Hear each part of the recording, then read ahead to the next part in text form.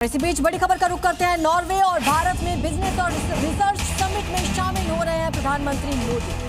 हमारी साझेदारी की नींव बहुत मजबूत है, ये कहना है पीएम मोदी का। उन्होंने कहा कि मैंने भारत के सुधार के एजेंडे के पक्ष में अपनी बात रखी है। तो उन्होंने बताया कि रिफॉर्म से लेकर परफॉर्म ट्रांसफॉर्म इस मंत्र को लेकर जब हम आगे बढ़ रहे हैं तो हमने अपनी नेक्स्ट जनरेशन को भी रिफॉर्म किया। तो आपको बता दें कि करीब एक दशक के बाद एक तरफ नॉर्वे और साथ ही नेदरलैंड्स पहुंचे प्रधानमंत्री नरेंद्र मोदी ने सीईओ राउंड टेबल में भारत की आर्थिक शक्ति के बारे में जानकारी दी। पीएम मोदी ने कहा कि आर्थिक सुधारों, डिजिटल क्रांति, बुनियादी ढांचे के विकास और ईज ऑफ डूइंग बिजनेस को बढ़ावा देने के लिए देश ने अपने आर्थिक डीएनए को पूरी तरह से बदल दिया है।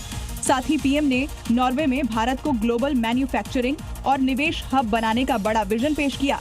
EFTA समझौते के जरिए $100 अरब निवेश और 10 लाख नौकरियों का लक्ष्य तय किया गया है। साथ ही भारत और नॉर्वे में लैब, यूनिवर्सिटी और साइंटिस्ट का सहयोग भी तेजी से बढ़ रहा है। इसके साथ ही मोदी ने कहा कि भारत सरकार रिफॉर्म, परफॉर्म और ट्रांसफॉर्म मंत्र के साथ काम कर रही है।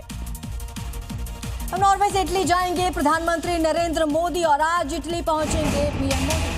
2 दिन की यात्रा पर रोम पहुंचेंगे पीएम मोदी। इटली की प्रधानमंत्री जॉर्जिया मेलोनी के साथ प्रधानमंत्री मोदी द्विपक्षीय वार्ता करेंगे। तो व्यापार और निवेश को लेकर भी बातचीत होनी है। कई मुद्दों पर यह द्विपक्षीय वार्ता रहेगी। इससे पहले साल 2023 में प्रधानमंत्री मेलोनी ने भारत का दौरा किया था और पीएम मोदी की इटली आने का निमंत्रण दिया था। India Europe free trade agreement होने के बाद पहली बार पीएम मोदी इटली पहुंचेंगे, जहां दोनों देशों के नेता संयुक्त रणनीतिक कार्य योजना 2025 से 2029 की भी समीक्षा करेंगे और संबंधों को नई ऊर्जा देंगे। ये 5 साल की कार्य योजना द्विपक्षीय व्यापार, निवेश, रक्षा, स्वच्छ ऊर्जा और तकनीक के क्षेत्र में सहयोग बढ़ाने का एक व्यापक रोड मैप है। भोपाल के ट्विशा शर्मा केस में बड़ा खुलासा हुआ है। भोपाल पुलिस के हाथ लगा है एक बहुत ही महत्वपूर्ण सीसीटीवी वीडियो। इस वीडियो में छत पर अकेले जाती दिखी है ट्विशा शर्मा। 3 लोग ट्विशा को सीढ़ी पर CPR देते भी दिखे हैं और तीनों ने फिर उसे सीढ़ियों से नीचे उतारा। तो आपको बता दें कि 10 मई का ये सीसीटीवी वीडियो बताया जा रहा है। ट्विशा को टांग कर सीढ़ियों से नीचे लाते दिखे हैं 3 लोग। क्योंकि ससुराल पक्ष इसे सुसाइड बता रहा है, लेकिन ट्विशा के इंस्टाग्राम चैट कुछ और ही इशारा कर रही है। यही नहीं, मौत के ठीक पहले का एक व्हाट्सएप चैट भी सामने आ गया है, जहां ट्विशा ने अपनी सहेली को मैसेज में लिखा था कि मैं बुरी तरह से फंस चुकी हूं, तुम मत फंसना, ज्यादा बात नहीं कर सकती, सही समय आने पर बात करूंगी।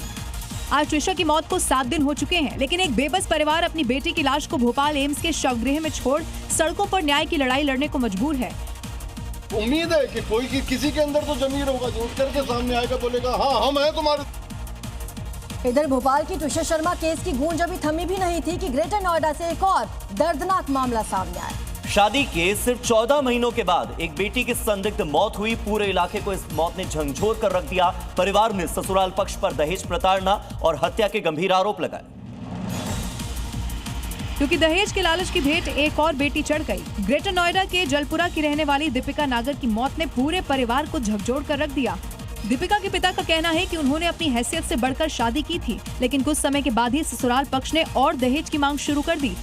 फिलहाल पुलिस ने इस मामले में पति ससुर को गिरफ्तार कर लिया है, लेकिन सवाल ये है कि कड़े कानून, सख्त दावों के बावजूद भी बेटियां दहेज के लालच में अपनी जान गंवा रही हैं। तो फिर सवाल यही है कि आखिर कब थमेगा बेटियों की मौत का ये सिलसिला।